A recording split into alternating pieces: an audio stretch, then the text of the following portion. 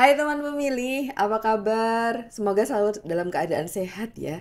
Jumpa lagi dengan saya Nunung di podcast KPU Jateng. Teman pemilih, pemilu 2024 telah kita lalui dan kita sudah melaksanakan pemungutan suara di 14 Februari 2024 yang tentunya sangat menarik untuk kita ikuti perkembangan selanjutnya ya. Dan untuk pemilu 2024 terutama pada tahapan pemungutan suara tidak lepas juga atas peran dari para pemuda yang ikut serta dalam mensukseskan pemungutan suara 2024. Dan untuk podcast episode kali ini kita sudah hadirkan tamu yang tentunya punya peran yang cukup banyak pada pemilu 2024, khususnya pada pemungutan dan penghitungan suara di TPS. Langsung saja kita temuin tamu kita untuk episode kali ini. Hai, dengan siapa nih? Kita Hai ikut Kak, sama siapa nih? perkenalkan saya Sevilla Duyanti Putri, seorang mahasiswa yang kemarin menjadi anggota KPPS di Jawa Tengah. Luar biasa. Terima kasih sekali sudah bersedia jadi KPPS. Siap Kak. Tentunya dengan banyak tugas yang menantang karena pemuda tetap kita kita nantikan kontribusinya begitu sih untuk pemilu 2024. Saya sebenarnya motivasinya apa ini untuk jadi KPPS begitu? Saya ada beberapa motivasi ya Mbak. Yang pertama ingin cari pengalaman di bidang pemungutan suara. Yang kedua ingin lebih akrab dengan masyarakat yang ada di desa. Yang ketiga juga penasaran kayak gimana sih pemungutan suara gitu Kak. Ini juga termasuk pengen dikenal sama masyarakat umum gitu nggak sih? Bener banget Mbak. Apa kok ini sebelumnya kurang dikenal atau bagaimana sebenarnya saya di lingkungan?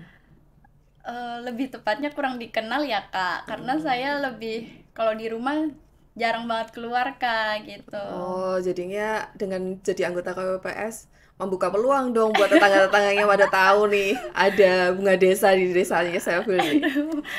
Bener banget sih Kak kayak Salah gitu. satu motivasinya kayaknya itu juga ya. Iya. Eh, Mungkin teman-temannya Seville yang belum tergabung atau belum ikut di pemilu 2024 ini bertanya-tanya juga prosesnya sulit nggak sih, ribet nggak sih jadi anggota KPPS itu sebenarnya? Sejujurnya sih emang agak ribet ya Kak. Yang pertama untuk penyeleksian menjadi anggota KPPS yang dilakukan cek kesehatan terlebih dahulu. Nah, cek kesehatan itu bukan hanya cek kesehatan sehat Fisik. fisik gitu, ada cek gula darah, kolesterol, terus ya kayak gitu. Nah, untuk pengecekan kolesterol aja itu agak ribet gitu ya Kak. Dari Oh. antrinya banyak banget, terus pelayanannya juga kurang gitu. Hmm, tapi kan itu juga demi kelancaran tugas selama pemungutan dan penghitungan suara yang sepertinya juga durasinya cukup panjang ya. Iya, bener sekali, Kak. Oh. Terus pas udah seleksinya lolos ya, Kak, dari administrasi, kesehatan, setelah itu ada proses pelantikan KPPS gitu. Nah, pelantikan KPPS dilakukan pagi sampai sore gitu. Oh, berarti sekalian sekalian BIMTEK-nya itu bukan sih? Bukan, Oh, BIMTEK bukan ya. di lain hari Oh, di gitu lain setelah hari. pelantikan ya. Oh, pelantikannya juga lancar ya tentunya nggak ada permasalahan kan ya di daerahnya Seville gitu. Ya, alhamdulillah Kak, lancar, aman waktu pembacaan fakta integritas anggota KPPS dilakukan bersama juga lancar Kak. Oh, oke.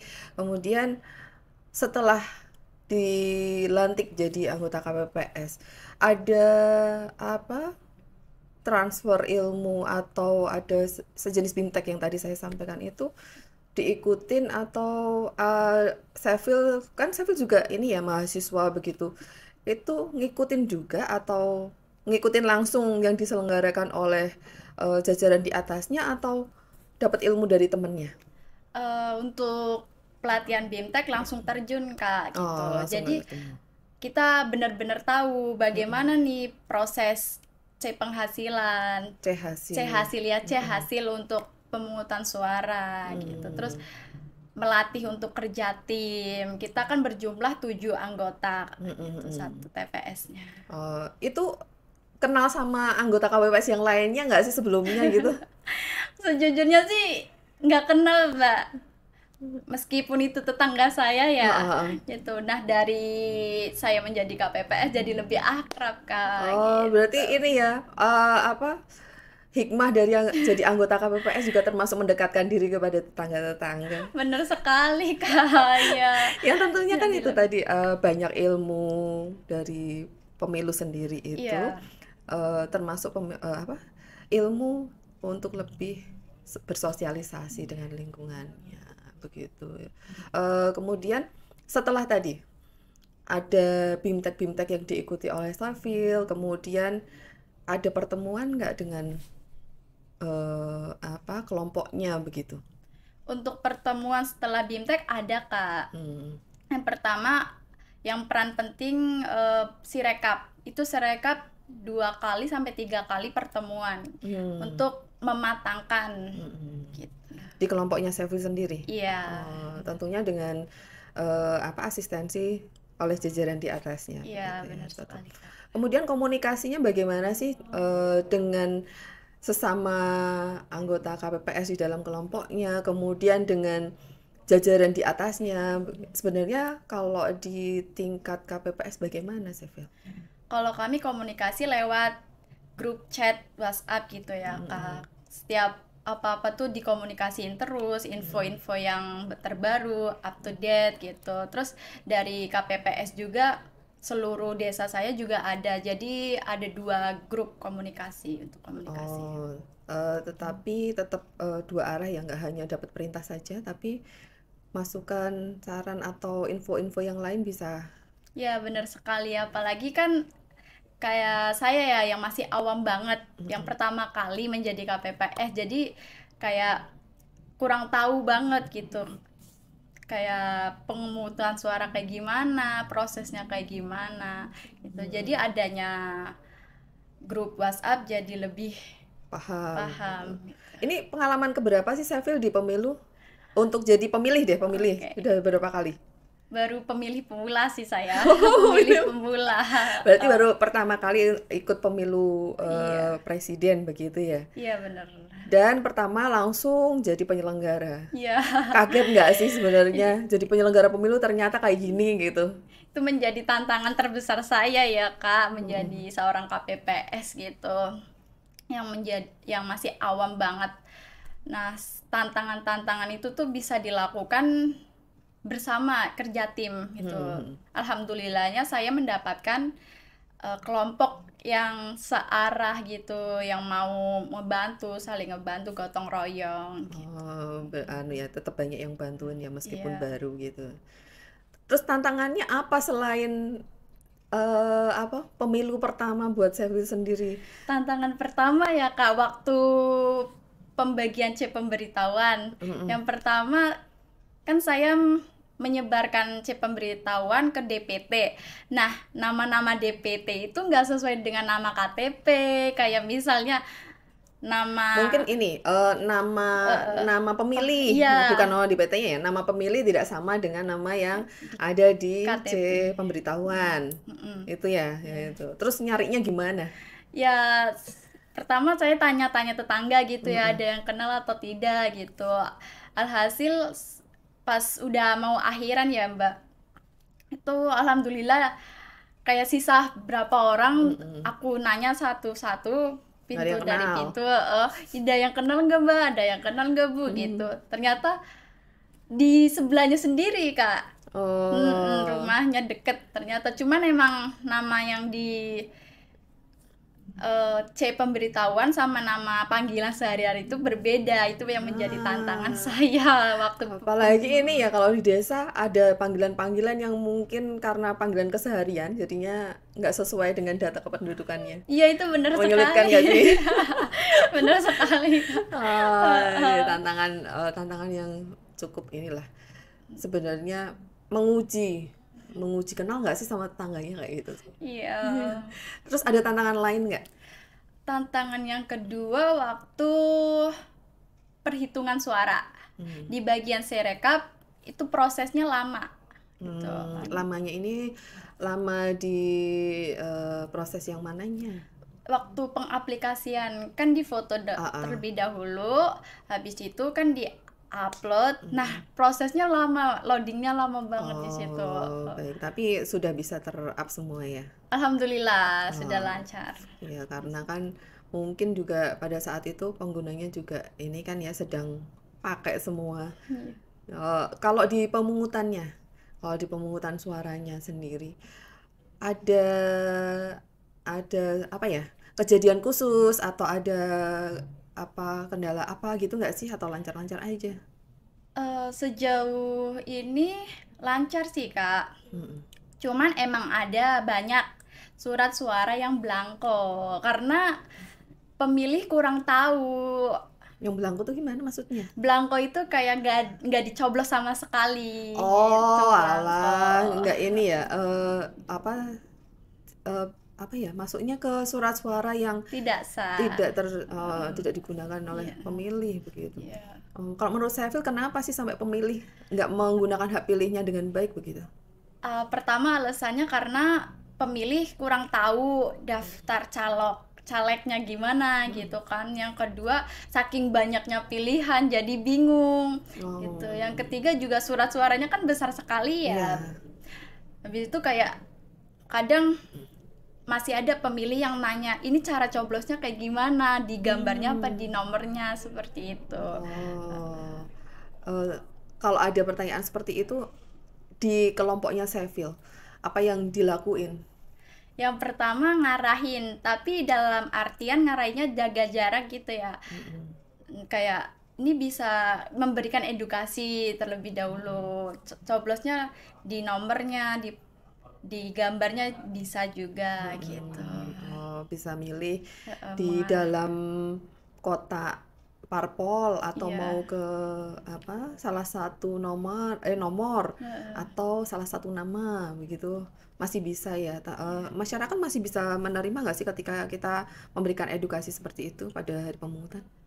Masyarakat rata-rata menerima ya Kak, karena emang posisi juga di hari H tersebut gitu loh. Jadi ada juga yang udah sepuh, lansia juga masih bingung gitu Kak. Terus kalau kayak gitu kan ada anggota keluarga lain yang memberikan edukasi yang lebih lanjut gitu, untuk mengawasi juga, mengantarkan, mendampingi. Oke. Apa pengalaman yang menarik apa ketika Seville sudah selesai nih? Berapa lama sih durasinya kalau di TPS-nya Seville? Saya mulai dari jam 6:30, selesai 8 pagi. Pagi di ketemu pagi. hari selanjutnya. Berarti dari 14 Februari sampai 15 Februari. Gitu. Nah itu dari durasi yang sekian panjang itu, pengalaman menarik apa yang bisa Seville ambil dari pemilu 2024 ini? Yang pertama, waktu perhitungan suara, saya juga agak shock gitu ya. Kok hasil perhitungan suara banyak banget yang nggak dicoblos gitu. Yang kedua, waktu penulisan C plano itu besar banget kan, garisnya banyak banget, itu kayak tangan kena spidol semua gitu. Terus yang kedua, tanda tangan juga banyak banget. Pengen tahu juga sih sebenarnya nanti di pemilu selanjutnya Seville masih mau nggak sih jadi anggota KPPS? Dipikir-pikir sih, karena dari pengalaman ini ya. Jadi mantu idaman loh itu jadi KPPS loh. Oh iya Kakak, aduh. Iya kan, gimana, masih mau nggak jadi anggota KPPS nanti? Untuk selanjutnya sih pingin nyoba lagi Kak, karena emang seseru itu menjadi KPPS meskipun tantangannya agak ribet, capek gitu. Cuman karena kelompok kami gitu kan, kayak enjoy aja ngerjainnya, terus kayak lebih difokusin gitu. Ya, alhamdulillah sudah berjalan, sudah berlalu dengan baik, meninggalkan kesan yang baik, ya semoga juga begitu juga sih di TPS-TPS yang lain yang juga ada anak mudanya di sana. Jadinya kan nanti tetap termotivasi untuk di pemilu selanjutnya gitu. Ya enggak sih? Atau ada pesan-pesan apa sih Sevil untuk teman-teman muda yang mungkin ingin bergabung, ingin jadi KWPS tapi nggak bisa atau masih belum ada niat nih jadi penyelenggara gitu. Hmm, untuk motivasi anak muda ya termasuknya dalam berpartisipasi politik untuk mengikuti pemilu 2020 nanti yang akan datang tuh kayak wajib dicoba sih Kak. Oh gitu ya? Karena emang seru itu gitu. Kalau dari cerita aja kurang, jadinya anak muda langsung aja Harus ikuti proses. kontribusinya memang penting ya. Harus banget, partisipasi harus banget. Oh, oke. Hal menarik apa mungkin yang bisa membuat teman-teman muda nih? Pernah nggak sih cerita-cerita ke teman-teman mungkin yang di kampus, aku nih jadi KWPS nih pengalamannya kayak gitu gitu. Pernah ada yang nanya nggak teman-temannya? Ada sih Kak, ada yang nanyain gitu. Selain gaji ya, karena gaji yang Oke, ada yang nanyain juga Kak terkait kenapa sih kok tertarik gitu ya anak muda menjadi anggota KPPS, padahal kan tugasnya rumit, sulit gitu kan. Nah, dari kerumitan itu jadi kita tahu banget gitu loh Bu, kayak oh, surat suara ini yang sah, surat suara tidak sah gitu. Terus yang kedua juga ada yang agak shock gitu kalau saya menjadi anggota KPPS karena pembawaannya yang mungkin diam kalem gitu nggak iya sih? bener sekali karena saya pendiam gitu kan, terus tiba-tiba loh kok jadi anggota KPPS gitu. Itu kan yang membuat menambah sosialisasi gitu kan Bu, relasi juga. Oke, semoga nanti inilah nggak menyurutkan niatnya Sevil dan kawan-kawan untuk menjadi penyelenggara pemilu di pemilu selanjutnya, dan harapannya masih banyak pemuda-pemuda yang peduli dengan pemilu, dengan penyelenggaraan pemilu kayak gitu khususnya gitu ya Sevil ya. Harapannya masih mau bergabung dengan KPU dan jajarannya. Ya benar sekali Bu. Terima kasih Sevil sudah bersedia hadir di podcast KPU Jateng. Kita tunggu lagi nanti pengalaman-pengalaman Sevil yang lain di kepemiluan dan bisa hadir lagi di podcast KPU Jateng. Terima kasih sekali lagi ya Sevil ya. Oke Kak. Ya teman pemilih, demikian tadi bincang-bincang kita bersama Sevil, salah satu anggota KPPS di Jawa Tengah. Terima kasih sudah selalu mengikuti media sosial KPU Provinsi Jawa Tengah untuk mendapatkan informasi terkait dengan pemilu dan seluruh tahapan pemilu 2024. Jumpa lagi nanti dengan saya Nunung di podcast episode selanjutnya. Podcast KPU Jateng, terupdate bersuara kepemiluan.